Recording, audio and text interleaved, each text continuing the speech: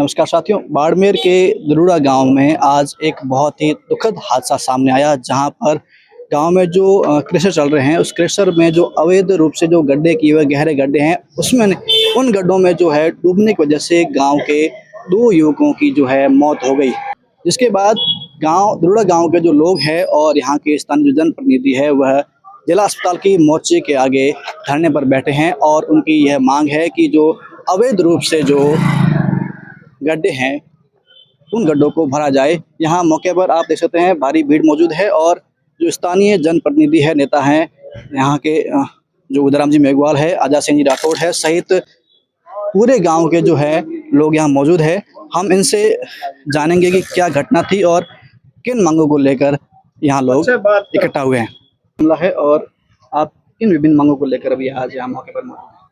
ये दरुड़ा गांव में एक अनुसूचित जाति मेघवाल समाज के देवराज और दूसरा कीर्ताराम, ये जो 19-20 साल के दोनों ही जवान युवा थे, उनका आज वहां पर जो अवैध खनन से जो बड़े बड़े गहरे तालाब टाइप या खड्डे हैं, उसमें जो पानी इकट्ठा हुआ है, कुछ नीचे से रिसाव करके आया है, तो कुछ बरसातों में इस तरीके से बड़ा गहरा पानी है। उस पानी में ये बच्चे वहाँ कैसे गए ये तो पता नहीं, लेकिन उस पानी में डूबने के कारण इनकी मौत हो गई। और वो जो मौत हुई है, जो गड्ढे हैं वो पूरा अवैध खनन से खोदे गए हैं। वहाँ पर किसी प्रकार की वैध अनुमति नहीं है या क्रेशर या उसके लिए लीज नहीं ली गई है। उससे इन ग्रामीणों का कहना है कि 2-2.5 किलोमीटर दूर जो वैध लीजें दी गई है और वहां पर खुदाई नहीं हो करके अवैध रूप से खुदाई होती है। बड़े बड़े ब्लास्ट किए जाते हैं, पहले खुले में किए जाते थे, अभी वो अंदरूनी बहुत बड़े ब्लास्ट टेक्निकली रूप से किए जाते हैं, जिसके जो आसपास के 2 किलोमीटर के एरिया में बहुत बड़ी धरती में कंपन होती है और लोगों के जो मकान है उनमें दरारें आ जाती हैं। जो वहाँ पानी के जो टांके बने हुए हैं उनमें दरारें, पानी नहीं रहता है। तो इस तरीका से ये बहुत बड़ी समस्या है और उसके लिए जो प्रशासन को कई बार ग्रामीणों ने अवगत कराने के बाद में, जो जन सुनवाई से लेकर के, कलेक्टर से लेकर के, विभाग से लेकर के, सबको ये शिकायतें देने के बाद में, और ये जो आज जो जनहानि भी है, इसकी आशंका लोग कई वर्षों से शिकायतों के रूप में करते, लेकिन प्रशासन सोया रहा। प्रशासन इस आज की घटना का इंतजार करता रहा और उसके कारण आज 2 परिवारों के जो जवान बच्चे चले गए। ये दुखद घटना भी है।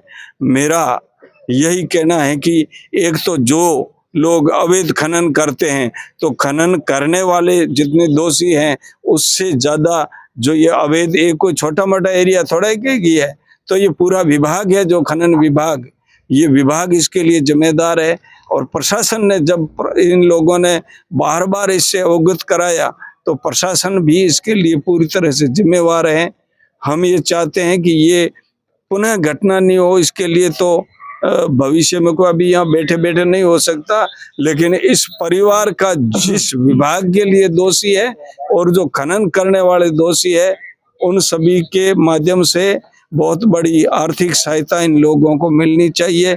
और खनन विभाग है, उनमें लापरवाही किसकी है, या जो खनन करने वाले हैं, जो अवैध खुदाई करते हैं, उनके खिलाफ भी कार्रवाई होनी चाहिए।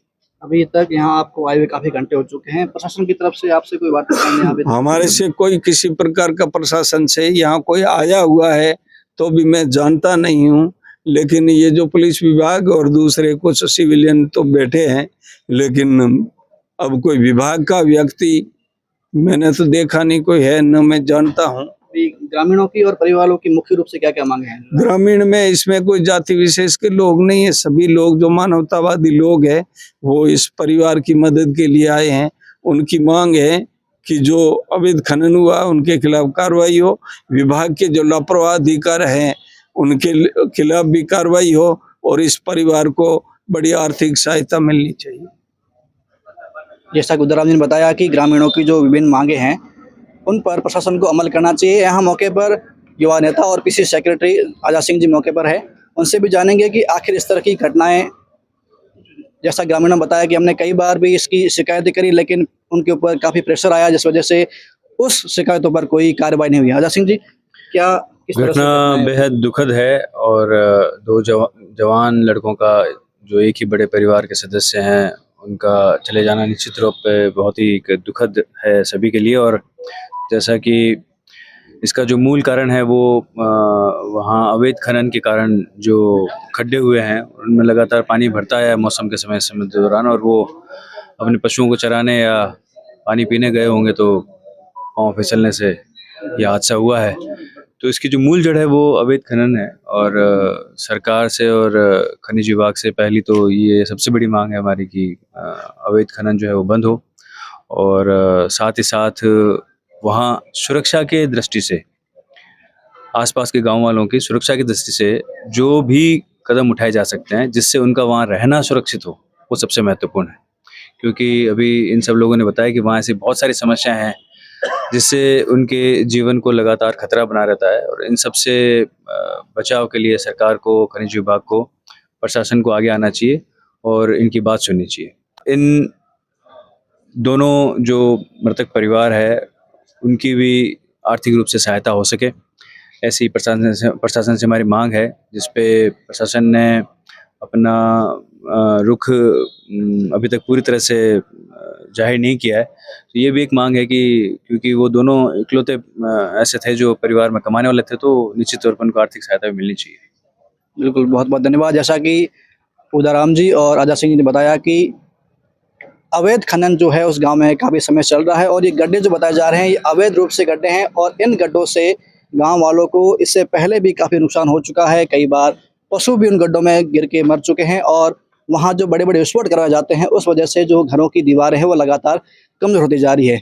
आज इन ग्रामीणों की मांग मुख्य रूप से 2 मांगें सामने जो आई है, उसमें पहली मांग उन अवैध गड्ढों के ऊपर कार्रवाई हो, उन गड्ढों को भरा जाए और वहाँ सुरक्षा की माकूल व्यवस्था हो, और उसके अलावा जो युवा जो लड़के जो उस परिवार के गए हैं उनको प्रशासन की तरफ से आर्थिक सहायता दी जाए। धन्यवाद।